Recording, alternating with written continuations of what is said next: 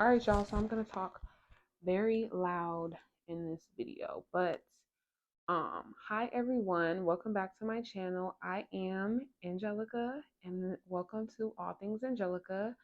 Um, so today in this video, as you can see by the title, I want to basically talk about a year in review and basically just the truth about being an independent student at my beloved institution, Clark Atlanta University. Um, these opinions and viewpoints are all my own, and they are in no way affiliated with Clark Atlanta University. This is just my personal experience, and I'm going to share those things with you all in this video. So, first things first, let's start off with what is an independent student. So, an independent student is basically a student who does not qualify for certain aid, financial aid, loans because of their age. And once they reach a certain age, according to the government, they are not allowed certain aid. So the cutoff age is 24. If you're 24 and above, then you are now an independent student, regardless of if you're a grad school, PhD, I believe, or if you're in undergrad, you're now an independent student. So basically, the financial burden of school lies on your shoulders. So with that being said, um, I have with that being said, I have basically with that being said, that gives you like a scope of where I'm at and basically me being independent in undergrad. Okay, anyways. So um yeah, so basically I want to talk about a few things.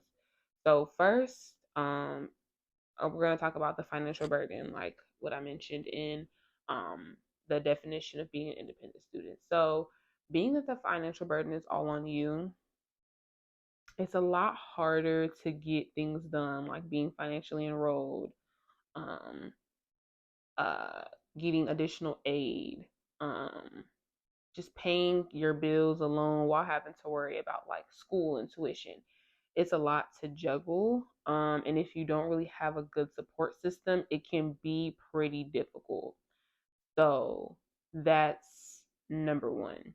I feel as though in order to get certain things done, especially at my HBCU, you have to get out your comfort zone. You have to advocate for yourself. So you have to go and meet with certain people that might intimidate you, but you have to go and meet with them in order to get, you know, um, some progress done and, see if you can get some help.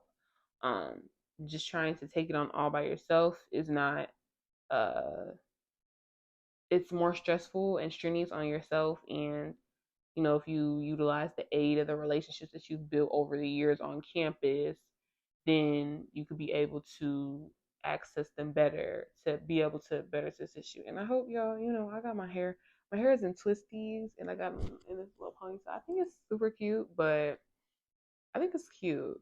And I put like a little powder on my face and lashes. So I hope y'all liking it or whatever. But anyways, I just don't want to get into getting all done up to get on camera.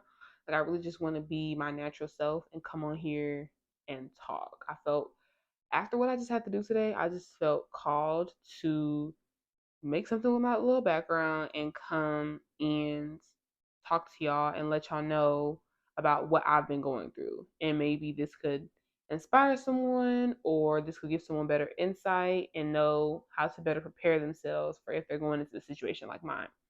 So, okay, we talked about being an independent student and the financial burden. Okay, so um also with financial burden, so with being a full-time student, of course, already as a college student, you don't have that much time to like work. And with you being older, more than likely you may have like, older person bills. Like you may have phone bills, credit card bills, car payments, car insurance, you may have to pay rent, all of these living expenses that you may have. Now, take that and also put into play that you're out of state. So it's not like you can stay at home, with family or a relative. Um, it's not like you can just tap into all of these different resources that you may have in your hometown when you're out of state. So I'm from Houston, Texas, if you all don't know, and I go to school in Atlanta, Georgia, Clark Atlanta University. So yeah, I go to school in Atlanta, Georgia. So there are a plethora of opportunities here. A great, amazing school, especially if you're a business major. Amazing, amazing school, but it also comes with its um, trade-offs, such as students, a lot of students having to live off campus. So that financial burden students having to live off campus, and then also the financial burden um, of just being a college student. So it's a lot with coming here. That's not even for independent students. That's just for students in general. A lot like it once you reach past freshman year, a lot of students move off campus because on campus may be too expensive, or just because for whatever reason a lot of students move off campus, and a lot of students are forced to move off campus so they don't have housing on campus. So it's just kind of like always a lot. Anyways, so financial burden. We check that off. Three I have about three different jobs. Um I have about three different jobs that I'm doing right now currently. Um divvying up my time. Um and I'm doing my best to make it work, basically. I'm doing my best to make it work. So yeah, okay, so financial burden, that's like the biggest thing. We've crossed that off. Age gap and friends. So with being an independent student, you are at an age that most college students are not.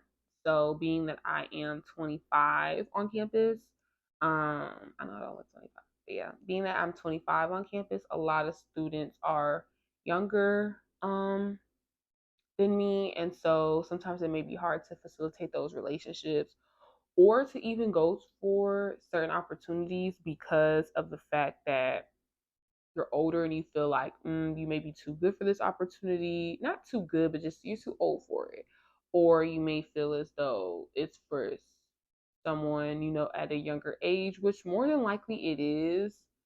But I feel like in order to get the full experience, I keep hearing something. In order to take advantage of the full experience, you have to put yourself out there, and you have to put yourself out there in order to make these things happen for yourself. So yeah, but age gap and friends, it can make you feel a little bit lonely, feel like you can't relate to majority of your peers on campus. Um,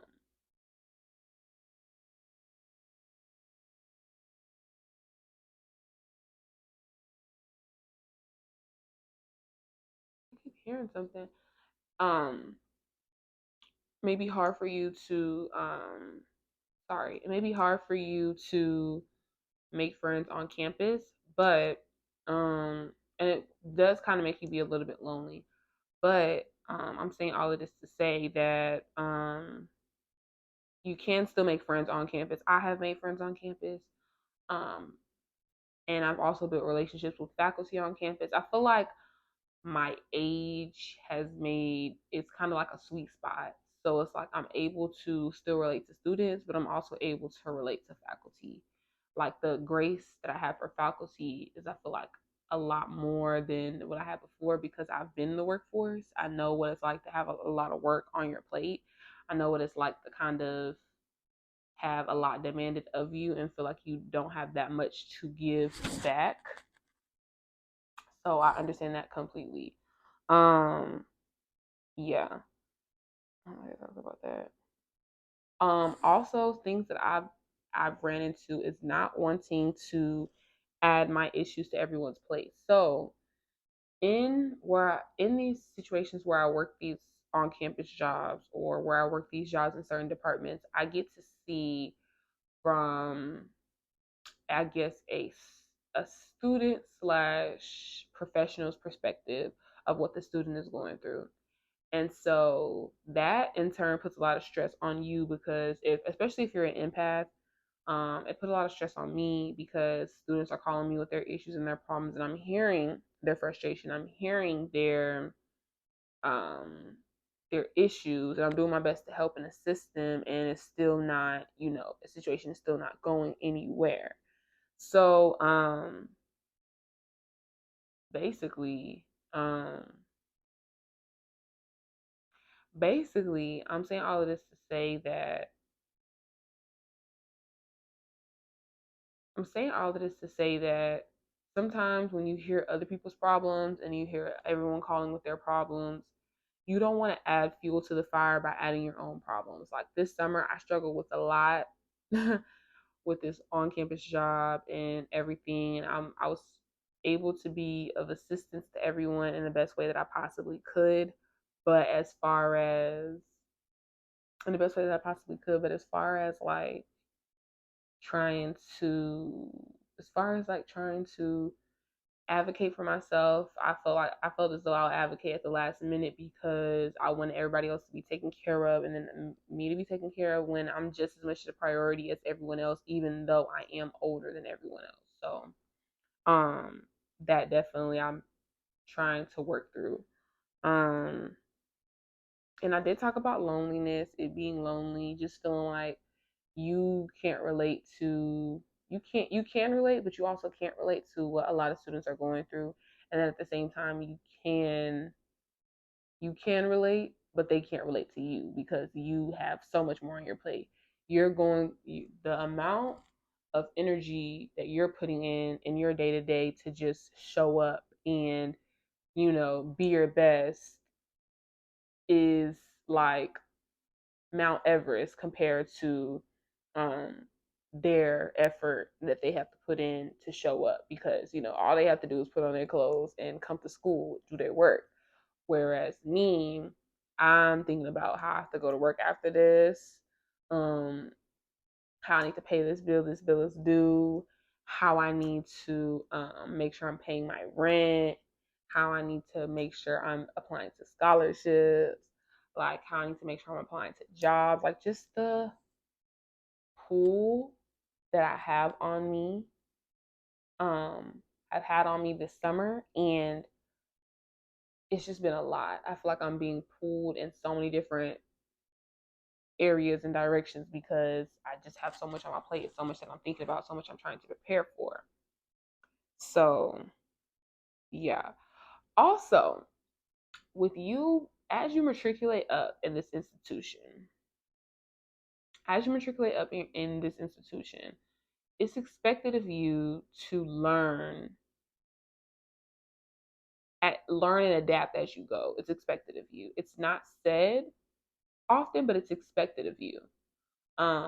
So as you matriculate up, you get into your sophomore, junior, senior, they're expecting more from you. They're expecting you to be more independent. They're expecting you to stay on top of your affairs, um, financial, what have you. They're expecting more from you.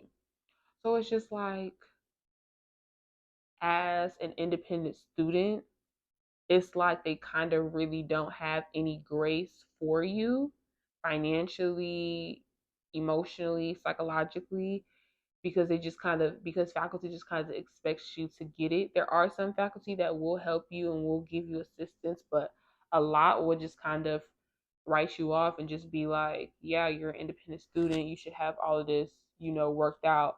Me being a first generation college student, it's stuff that I'm learning about as time goes on. Like no one is holding my hand through all of this and telling me when to act and when not to act. I'm really doing this off pure just experience myself. Even me taking a break from school and coming back to school, like I'm doing the best that I can with the knowledge that I have about school and college and just how all of this works. And it's like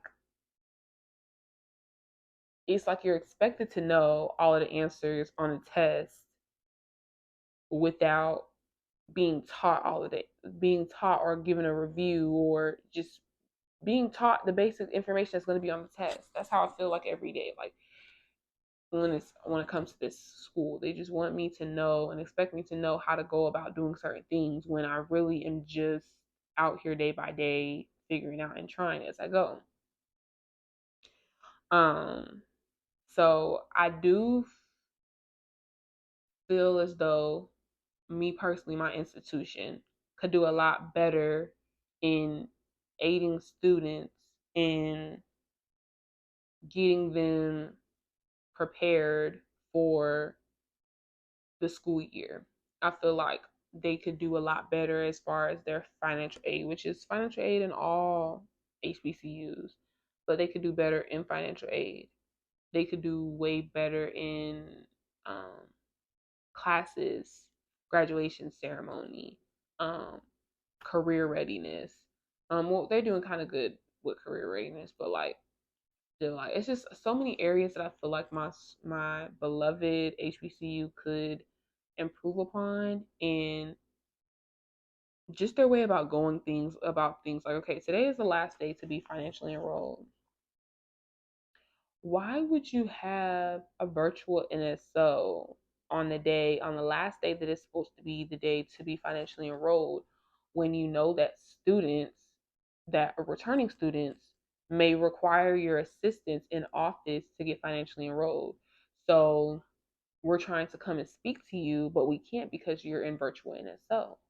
So it's just like that type of stuff. I feel like it should be better planning and programming to where there's certain people that's designated for strictly this, and there's certain people who are designated for strictly that, or just to not double book.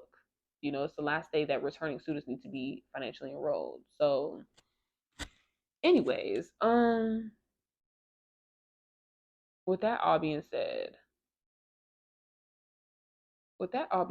like you have to come in here, make relationships with everyone, everything you want to be a part of. You may not see it now, but any office that has some type of tie to what it is you want to do while you're on campus, after campus, you have to start planting those seeds to build those relationships. That's the number one way to be successful at an HBCU. You have to build relationships with the person in student life and engagement, the person in residence, like the person in financial aid. You have to build that rapport. And so when it comes to times where you need help with things, they're more apt to help you because they've seen your face. They know that you're trying, and they want to help you because you built that rapport with them. That's my biggest piece of advice that I can say to any incoming student, transfer student, whatever that's coming to Clark University or any HBCU. Build relationships with everyone. Say hello to people when you're walking across your campus. Say hello to the director of residence life. You may need to go speak to him one day. Say hello to campus police. You may need them one day. Say hello to the person in registrar, the person in admissions. Say hello to all of them because you will more than likely need to go see them and sit in their office one day. So them just seeing you walking across campus saying hello to them, when you come in their office, they're like, oh, I've seen this person before. They already subconsciously feel like this person is familiar to me. So because they're familiar to me, I want to help them. It's all up here. Person doesn't know you, then they're not eager to help you because they just feel like, why didn't you get all of this situated? Why didn't you do all of this like already? That's the energy and the vibe that they'll give you. So build those relationships with faculty, all faculty, professors, everybody. Because if you don't, it might bite you in the back one day when you need them and they don't know you and they're not able to pull the strings that they can pull in order to help you. So, um, yeah. Anyways, so I would have to say my first year being here has been great. I feel like I have made a lot of connections with a lot of people, and um, I've made a lot of connections with a lot of people, and I feel as though I definitely want to um, just get better at networking and building my relationships with people, and building my relationships with certain people and certain companies that I want to work for. That's like my new thing for this upcoming school year. Um, but I will have to say everything that I'm going through is making me mentally stronger, mentally, emotionally, psychologically, like just stronger to handle issues, stress, resistance, all of that. And I feel as though by the time I graduate, it's nothing that can truly like phase me in this outside world when it comes to getting stuff done, because the way that the way that the time that it takes to get stuff done here is actually like insane. And it's just like, I know in the real world, at least from my experience, sometimes things can go like faster. So if I can handle this here and during my time that I matriculated here and got my education here, then I feel as though once I graduate, I feel as though like nothing can truly phase me. I feel as though I've developed a certain level of patience. I feel like I've developed a certain level of confidence. I feel like I've developed a certain level of personal advocacy. I've developed a personal level of communication. I've developed a personal level of time management. All of these things just from dealing with certain departments and offices at Clark Atlanta University. So while all of these things are stressful, while all of these things are tedious, while all of these things are kind of a little bit crazy, they all are at play to work for your greater good. And for you to just become mentally stronger to withstand the most annoying, frustrating, aggravating things. You know, when I think of, I did attend a PWI first semester. So when I think of like all that I'm going through here and just with getting certain stuff done that I probably wouldn't have issues with attending a PWI, and I'd be paying less money. It's like, yeah, I get it, but I feel as though it would not have prepared me at all for what the real world is. I feel like I would have gotten my degree and kind of just been like, oh, la di da, like going into the real world like that when it's really not. Um, um, sorry, I had a notification. When it's really like the real world is really not like that. The real world will not hold your hand. Like at Clark Atlanta, they will not hold your hand. Like they will ask you, you do this and we'll do this to help you. Like, I'm not going to hold your hand. I'm not going to do things for you. It's not like that at all. It's very much a get it on your own type of environment.